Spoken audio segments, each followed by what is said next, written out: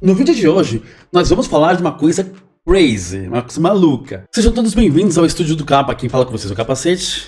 Gente, vamos falar do Jack Stripator. Eu tive que falar assim porque sabe como é que é o YouTube, né? Ó, esse personagem é um personagem que, se não me engano, é da Inglaterra, tá? Que pegava muitas mulheres e ó, vapo. Não existe séries, filmes, nada que fala sobre isso. Eu digo da atualidade, tá? Teve um jogo que ele foi representado, o jogo do PlayStation 4, um jogo do PlayStation 4, o The Order 1886, que contou ali uma coisa muito rara dele, e é um personagem que eu acho que daria bons games, bons filmes, boas séries da atualidade, só que foi esquecido. No vídeo de hoje, nós vamos ver uma coisa que, ó, o fim do mistério. Quem foi Jack Stripador? E vamos lá, vamos tentar ver como é que é essa história. Deixa like, sejam todos bem-vindos ao Estúdio do Capa, certo, gente? Se inscreve no canal, fortalece. Já estamos no 6º vídeo, nenhum inscrito no canal, então se inscreve aí, fortalece. Vamos lá ver quem que era Jack Stripador. Só lembrando vocês que, como eu já falei no vídeo anterior, eu gravo com a mesma camiseta porque eu só uso camisetas no tempo que o vídeo está sendo gravado. A minha cidade faz muito calor, então não pense que eu sou um porquinho que não toma banhos. A eliminação dos lampiões dos postes não consegue trazer segurança pra ninguém. Lixo e sujeira se espalham pelas sarjetas. No meio da noite, um grito de mulher. Então a gente tem mais uma vítima, mais um corpo. Ele só atacava só mulheres mesmo, não era? Do lado. Jack o Estripador atacou outra vez nas ruas de Londres. Londres aí, Essa cena Inglaterra. persegue a imaginação das pessoas por mais de um século. E essa cena traz uma pergunta. Quem foi Jack o Estripador? Essa pergunta ficou sem resposta até agora. Mas um pesquisador conseguiu a prova definitiva. Ô, louco! Se prepara para descobrir a identidade real de um dos maiores assassinos seriais da história.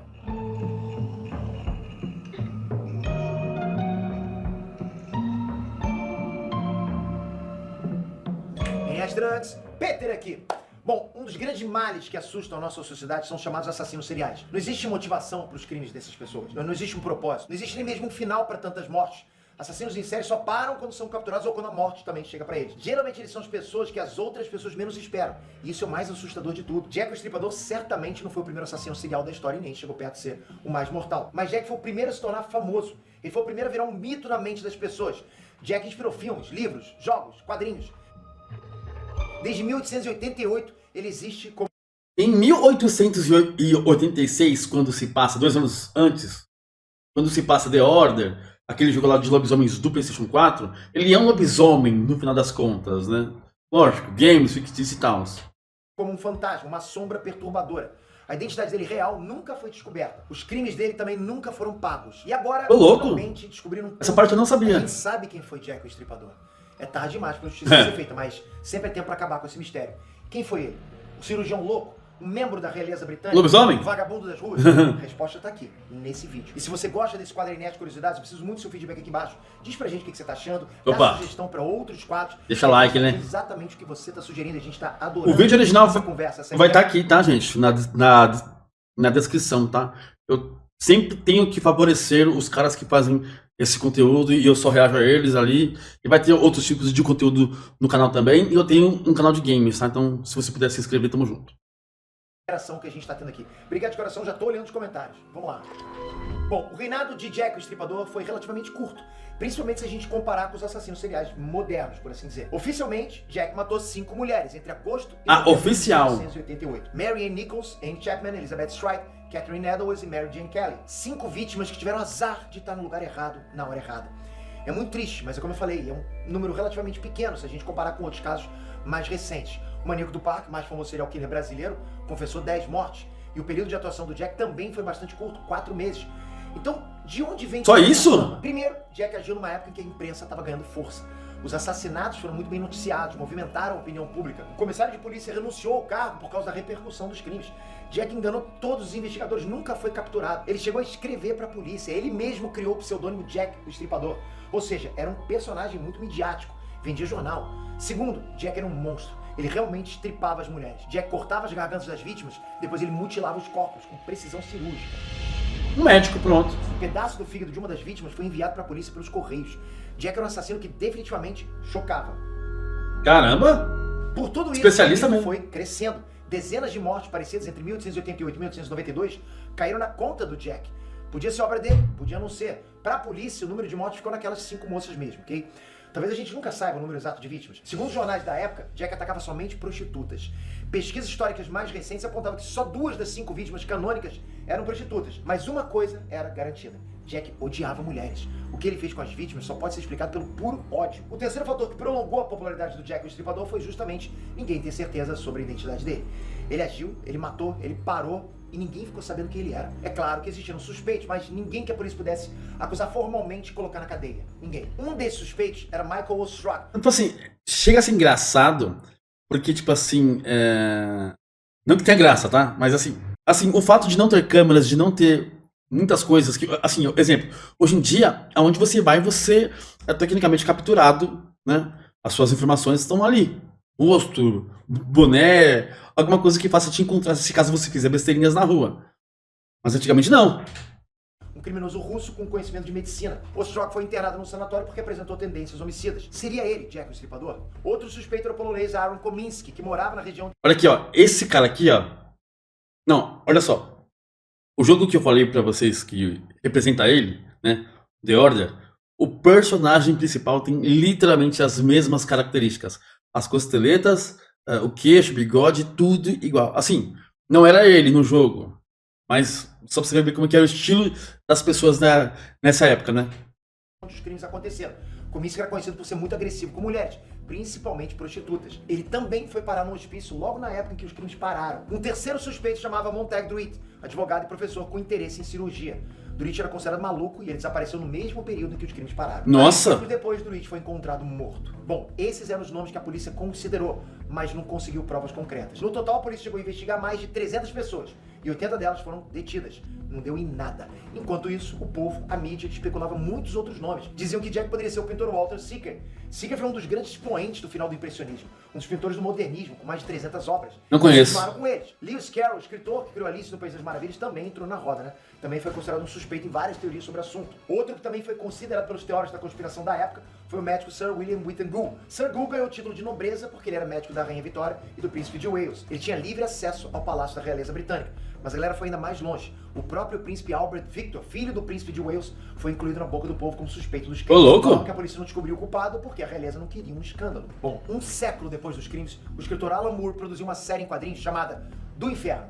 Ali, Alan Moore, que eu sou fã demais, reuniu diversas teorias sobre Jack o Estripador, misturou com o Illuminati e viajou na maionese. Na revista, Sir Gould é o assassino, mas as mortes seriam uma queima de arquivo para abafar o escândalo sexual envolvendo o príncipe Albert Victor. Alan Moore lança a braba e diz que a polícia realmente não fez nada, por ordens da própria rainha. Bem, Do Inferno é uma obra de ficção. É mais uma das obras-primas do Alan Moore, virou até filme. Mesmo assim, a história não é um documento, não é um relatório, lógico, né? Vários pesquisadores sérios, historiadores, foram à luta para tentar desvendar esse mistério. E parece que um deles conseguiu. Opa, será? Quem foi Jack o Estripador? Bom, em outubro de 2024, o pesquisador inglês Russell Edwards apresentou as provas que faltavam. Edwards publicou um livro com o resultado de uma investigação de DNA, daquelas de bater martelo mesmo, não tem mais dúvida. Jack o Estripador seria, na verdade, Aaron Kominski, um dos 3 principais suspeitos. Mas por quê? Kominski era aquele barbeiro polonês que não curtia mulheres, que era agressivo e morava na região de Whitechapel. E como é que dá pra ter... Whitechapel é a cidade representada no jogo. Meu, olha que bagulho louco, né, meu? Caramba! ter certeza agora. Na época dos crimes, a polícia não tinha acesso aos mecanismos sofisticados que a gente tem hoje, né? Isso é fato. A molécula de DNA só foi descoberta em 1953. Ou seja, em 1888 os caras não tinham a menor ideia do que seria isso. E o que é DNA, afinal? Pensa no DNA como um manual de instruções. O DNA é um conjunto de códigos genéticos que explica para as células como cada um de nós deve ser formado. O meu manual de instruções é completamente diferente do seu. O meu manual, o meu DNA, instrui o meu corpo para fazer esse cara bonitão aqui, sarado, nerd, que você tá vendo agora. O seu DNA com certeza é diferente do meu. Tirando casos específicos de gêmeos, não existem 2 DNAs iguais. O meu é o meu, o seu é o seu, do Jack era do Jack. Só que uma parte desse mesmo DNA é passado pra frente, pros filhos. É por isso que você é a cara do seu pai, da sua mãe. E não é a cara do sim. Não quero deixar ninguém... Tá, entendi. Tipo assim, exemplo, pegaram o bisneto daquele cara bigodudo lá, assim, porra, bate o DNA, né? Aí pode colocar assim, fala assim, ó, o seu avô foi o Jack Estripador, tipo isso. Entendi. Eu acho que é isso. Mas DNA é assim. Se você é cara do padeiro, aceita que dói menos. A polícia pode pegar amostras biológicas deixadas na cena do crime e ter acesso a essa identificação da pessoa que teve lá. Um fio de cabelo largado no chão tem DNA. Uma raspa de pele debaixo da unha de uma vítima que tentou arranhar o assassino também tem DNA. Uma gota de sangue tem DNA. Uma babinha deixada num copo de bebida tem DNA. Análises de DNA são caras, mas o fato é, Com exames de DNA, não tem mais motivo para o crime ficar impune. O suspeito fala, eu não tava ali, a polícia mostra um fio de cabelo e diz que tava sim. Mas Peter, Jack agiu mais 100 anos atrás, a cena do crime já foi comprometida. Aí que tá, existia um chale sujo de sangue deixado no lugar onde Catherine Dowes foi encontrada morta. O que a polícia pensou? O sangue era dela. Não existia exame de DNA, ninguém se importou, né? Na verdade, um dos policiais envolvidos na investigação simplesmente catou o chale e levou para casa de lembrança. Olha só isso. Esse chale foi vendido e revendido por décadas, até que em 2007, o pesquisador Russell Edwards comprou esse chale no leilão e resolveu investigar. Vai que, né? Foram mais 15 anos de pesquisas. Edwards descobriu que ainda tinha traços de sangue no chale. Caramba! Havia traços de sêmen. Uma descendente da Catherine Dowes forneceu amostras do DNA dela e o sangue bateu. O sangue no chale era da Catherine Edwards. Aí uma descendente do Aaron Kominski topou participar dos testes também e o DNA também bateu. O sêmen era do Aaron Kominski. A gente descobriu quem foi Jack, o estripador. O pesquisador Russell Edwards foi além e reconstruiu digitalmente o rosto do Aaron Kominski, usando inteligência artificial. Não existia uma foto oficial do suspeito, mas a tecnologia tá aí também pra isso, né? Agora a gente sabe o nome e o rosto do Jack, o estripador. Mas Pedro, o que isso muda na história?